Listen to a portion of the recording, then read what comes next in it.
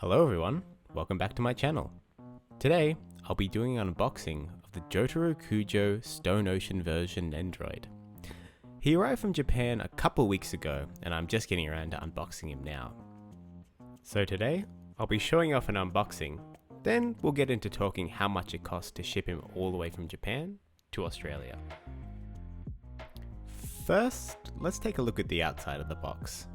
As always, there's a bunch of different poses you can put the Nendoroid in, and you can get a glimpse at the different parts they have. If we turn the box up here, we can take a look at the bottom, where we can see him posing with Jolene, his daughter. I actually own the Jolene Kujo Nendoroid, so at the end of this video, we'll take a look at them standing next to each other. Let's get the box opened up here. As normal, I open the box from the bottom. I said this in my last video, but I like to open it from the bottom because that's where you'll find the instructions. Here you can see me pulling out the instruction manual. I'll be taking a closer look at that later. I'll also be taking a closer look at the figure itself, as well as all the individual parts, including the faceplates. Well, this is what comes inside the box. Let's take a closer look at everything. First, we have the instruction manual. It shows off and labels all the parts that will come inside the box. Both sides are the same, one is Japanese and the other is English. Next, let's get this opened up and take a closer look at the figure. This Jotaro figure here is actually my 19th JoJo's Bizarre Adventure Nendoroid. I've been collecting them for the past few years now and I've really enjoyed it. I think they're the best action figure JoJo collectible on the market. I've been very happy so far with all the different figures that they've been putting out, though I do wish, and so does my girlfriend, that they'd start putting out more Part 4 Nendoroids. I'm really hoping for them to announce a Koichi Nendoroid after the release of the Yoshikage Kira one. But enough about that, let's get back to Jotaro here. As you can see, there was some plastic on the back to protect the paint from transferring onto the box. I think Metacos and Good Smile companies have been doing a great job with the JoJo Nendoroids. They always exceed my expectations, especially on the sculpt and the paint job. Now, looking closer at the individual parts. Here we have his first alternate faceplate. This is the angry or screaming one. Next we have the second alternate faceplate. This actually pairs well with two individual parts. As you can see on the left hand side, there are two little slits for you to add two discs. Next we have Star Platinum's fist. This actually looks really different to the Part 3 Jotaro punch, so at the end of the video I'll be showing what the Part 3 Jotaro punch looks like. Next we have the first disc that attaches to the faceplate. If you've seen Part 6 of JoJo's Bizarre Adventure, you'll know that each disc represents either his stand or his memories. Next we have two alternate hand parts. One is for him putting his hand inside of his jacket pocket, and the second one here is for him putting his hands inside of his pants pocket. He does have a couple of other hand alternatives though, so let's take a look at them. The other one we have here is an opened palmed right hand, and one last one for the left. Here we have Jotaro pointing with his index finger and thumb up, somewhat beckoning someone over for a fight.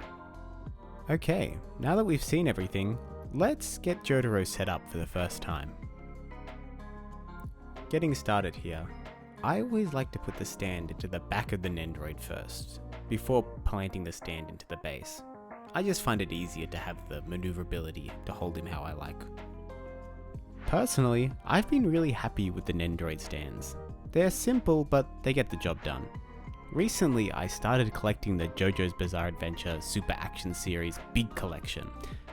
Those figures have big metal stands, and they're often hard to get set up for the first time.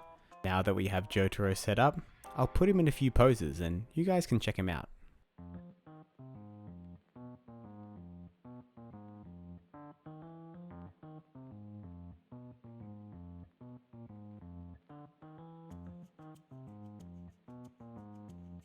Here we have Jotaro and Jolene together. I do have all the other Part 6 Nendoroids on pre-order, so when I get them in, I'll make videos about them too.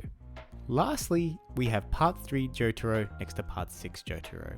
As you can see, the punching is a little different for these parts. It's more of like a flurry of punches compared to one fist. Well, that's it for the unboxing. let's take a look at how much it cost to ship Jotaro from Japan to my house in Australia. As I said before, I use the website Amiami. It's based in Japan, but I found it's the best way to import figures directly, but shipping can be a little confusing. Right now in Australia, you have 4 options for delivery. First is EMS, which is done by Japan Post. This has tracking and can be reasonably fast, but it usually is quite expensive. The next is DHL.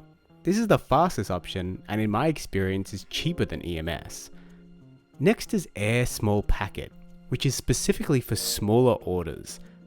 It's the cheapest, but takes the longest and doesn't track outside of Japan. Finally is Air Parcel, which I've personally never used because it requires the other 3 options to be unavailable for your order. Now that you understand that, let's take a look at how I shipped Jotaro here. In the box I shipped Jotaro in, I also had 1 other Nendoroid and 2 books. This will affect the cost of the shipping because of the size of the box and the weight of the package. To ship with Air Small Packet, a package has to be both under 2 kilograms and the dimensions of the box cannot exceed 90 centimeters. As I said, for this order I used Air Small Packet. The total for everything in this order was 11,878 yen, which at time of recording is about $129. Shipping was 2,590 yen, which is roughly $28 Australian, and finally Australian GST, which was 1,447 yen, which is roughly $16. And remember that the GST is affected by the shipping cost, so the more the shipping, the higher the GST. Altogether, it came to 15,915 yen, which is $172.95 Australian. I hope you guys have been enjoying my breakdowns of how much things cost to import. I know when you buy things from overseas, there's the big question of how much it'll come to at the end. So I hope this goes some way to giving you an idea of, at least for Australian viewers, how much it'll cost. Thank you so much for watching. I hope to be back soon with another unboxing. I hope to be able to pick up how often I can make these videos in the next month or 2, so please keep an eye out. Leave a comment below if you have anything that you're excited for in the figure world, or in anime in general. I'd love to hear about it. Catch you guys in the next one. Bye.